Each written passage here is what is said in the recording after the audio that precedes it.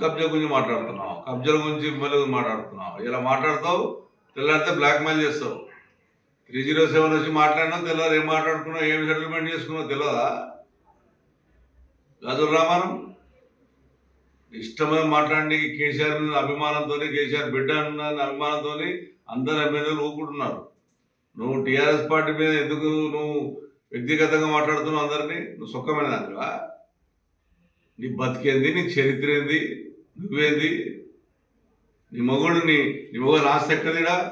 IDP ల్యాండ్లో నీ మొగుడికి ఆస్తి ఎక్కడిది? హైదరాబాద్లో నీ మొగని మామ మొగన అయ్యేవాడు సంపాదించి పెట్టిండా? కాజాల్లో 4 తిరిగి ఏమైంది?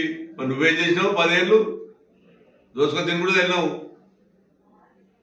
10 ఏళ్ళు ఏం చేసినాం? కాలేజీలో ప్రాజెక్ట్ తీసుకొచ్చినాం, మంచినీళ్ళు తెచ్చినాం, కుక్కడపల్లికి ఉమ్మడమైన 480 కిలోమీటర్ల మంచినీళ్ళు తీసుకొచ్చినాం, 9 రిజర్వ్ ట్యాంకులు తీసుకొచ్చినాం, 325 కోట్ల రూపాయలు పెట్టే ఎస్టీపీ తీసుకొచ్చినాం, పార్కులు చేసినాం.